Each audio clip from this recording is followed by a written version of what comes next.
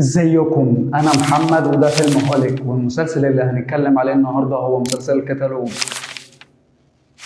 المسلسل بيحكي قصة يوسف، أب لطفلين بيربيهم لوحده بعد ما مراته اتوفت بسبب الكانسر. المسلسل بيناقش قضايا كتير وبيسلط الضوء على أفكار أكتر، منها مثلا إن قد إيه الآباء بيبقوا فاكرين إن هم قريبين من عيالهم بس الحقيقة بتبقى عكس كده تماما. زي مثلا لما يوسف ما كانش عارف إن ابنه منصور عنده حساسية من الكاتشب. تناوله كمان لفكرة مرض أنا ما كنتش أعرف أي حاجة عنه، اللي هو مرض الخوف من الخروج اللي كان بيعاني منه القبطان جورج.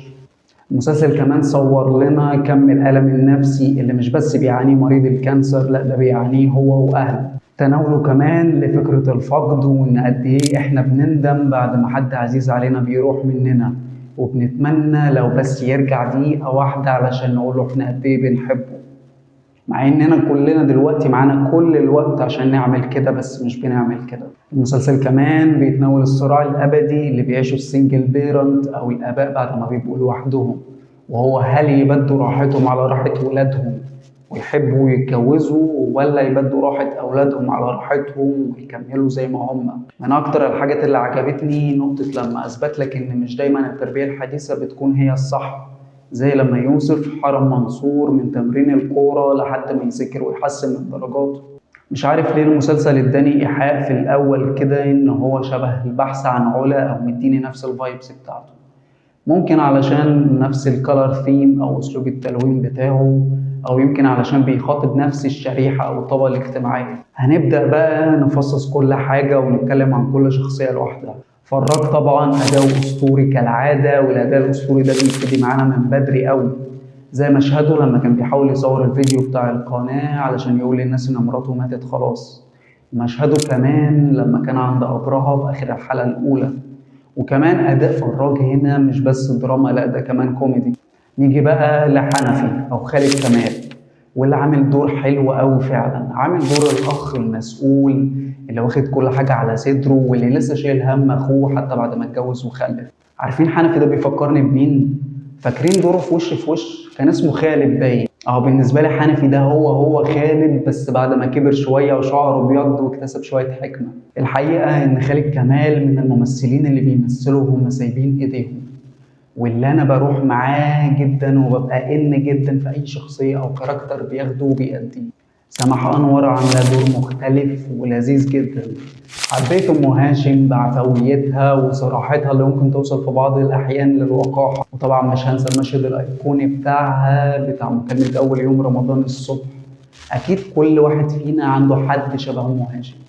ريهام عبد الغفور متألقة كالعادة، وده التعاون التاني ما بينها هي وفراج بعد الغرفة 207، بس هي هنا مراته مش أمه. أحمد عصام بيواصل النجاح بتاعه واللي بدأه في عيشة الدور وكمان بيبني عليه، ده غير إن هو ودنيا سامي عاملين دويتو دمه خفيف.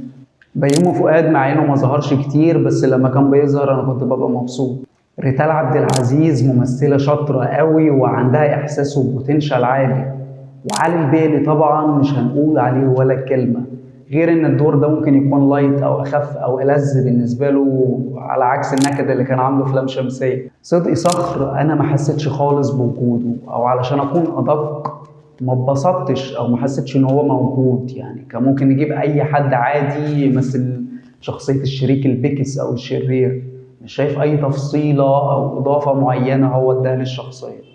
المسلسل فيه ضيوف شرف كتير زي عمرو يوسف وحمزة العيلي وحنان مطاوع وشاهين وأمينة خليل فضرة وطه دسوقي، بس بالرغم من حضور حنان مطاوع واللي كان سريع جدا إلا إنه أثر فيا فعلا، وده لأننا كلنا حاليا مسؤولين في الدراسة والسوشيال ميديا والشغل، وبندعي إن إحنا مش لاقيين وقت خالص نقضيه مع حبايبنا والناس اللي بنحبهم، مع إن دي بتبقى أول حاجة بنندم عليها أول ما بيروحوا مننا.